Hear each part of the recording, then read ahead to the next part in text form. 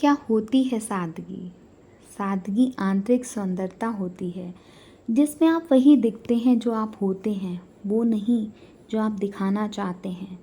सादगी में कुछ भी छुपा नहीं होता, जो भी होता है खुला और स्पष्ट होता है। इसमें जो भीतर होता है वही बाहर होता है। सादगी से बड़ी कोई सुंदरता नहीं होती है। ये एक निश्चल बच्चे की मुस्कुराहट की तरह होती है। ये वो सुगंध होती है जो प्राकृतिक फूलों से मिलती है और जिसका असर लंबे समय तक होता है।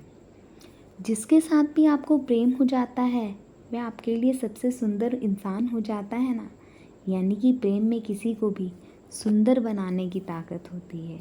भीम को एक राक्षसी जिसका नाम हिडिंबा था उससे प्रेम हो गया था, जिससे वह भीम को सबसे सुंदर लगने लगी थी। आजकल के दौर में हर इंसान, पुरुष हो या स्त्री, सुंदर बनने की होड़ में है। सुंदर दिखने पर मुझे एक दृष्टांत याद आ जाता है। एक बार नारद जी को एक स्त्री अत्यंत प्रिय लगती हैं। वह उनसे विवाह की इच्छा रखकर भगवान विष्णु जी के पास जाते हैं और बोलते हैं कि हे प्रभु, मुझे भी आप अपने की तरह ही सुंदर रूप दे दीजिए ताकि वह स्त्री जो मुझे प्रिय लगती है वह स्वयंवर में मुझ पर मोहित होकर मेरे गले में वरमाला डाल दे। परंतु विष्णु भगवान उन्हें सुंदर ना बनाकर एक बंदर का रूप दे देते हैं। नारद जी जैसे ही स्वयंवर में जाते हैं तो वो युवती एक राजा के गले में माला डाल देती हैं और सब नारद जी पर बहुत हंसने लगते हैं और उनका मजाक उड़ाते हैं। ये देखकर नारद जी जैसे ही अपना चेहरा पानी में देखते हैं तो क्या देखते हैं कि प्रभु ने उन्हें सुंदर ना बनाकर एक बंदर का रूप दे दिया है।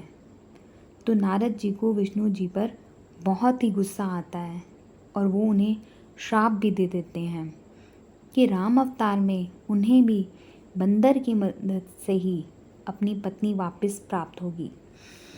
कहने का तात्पर्य ये है कि हम सुंदरता की ओर ज़्यादा, सादगी की ओर कम बढ़ते हैं।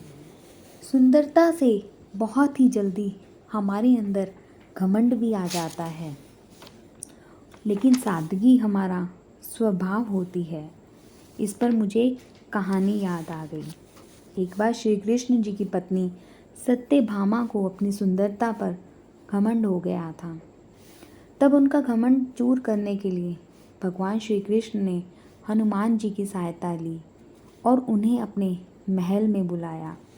श्री कृष्ण जी सत्यभामा को बुलाकर कहते हैं कि हमारे परम भक्त हनुमान, जिन्होंने हमारी श्री राम अवतार में बहुत मदद की थी, वो यहाँ आज हमसे मिलने आ रहे हैं, अतः उनके स्वागत के लिए तैयारियाँ की जाएं। सत्यभामा सेवकों को स्वागत की तैयारी का आदेश देती हैं और स्वयं तैयार होने चली जाती हैं। वे 16 श्रृंगार करती हैं। जब हनुमान जी वहाँ आते हैं तो भक्त और भगवान का मिलन होता है। तत्पश्चात हनुमान जी प्रभु से माता जी के दर्शन की अभिलाषा व्यक्त करते हैं। श्री कृष्ण जी हनुमान जी को लेकर सत्यभामा के कक्ष में जाते हैं। उन्हें देखते ही हनुमान जी ये कहते हैं कि हे प्रभु, आप किस महिला से मुझे माता कहकर मिलवा रहे हैं? आप क्या मुझे मूर्ख बना रहे हैं या मेरी परीक्षा ले रहे हैं? जल्दी मुझे माता के दर्शन करवाइए। उसी समय उस कक्ष में रुक्मणी बड़ी सादगी से प्रवेश करती हैं। हनुमान जी उनके पैरों में गिरकर प्रणाम करते हैं। ये देखकर सत्यभामा, जिनको अपने सौंदर्य पर घमंड हो रहा होता है, उनका घमंड टूट जाता है। कहने का तात्पर्य ये है कि सादगी जो है वो सुंदरता से बड़ी होती है। सुंदरता की परिभाषा सबके लिए अलग अलग होती है ना।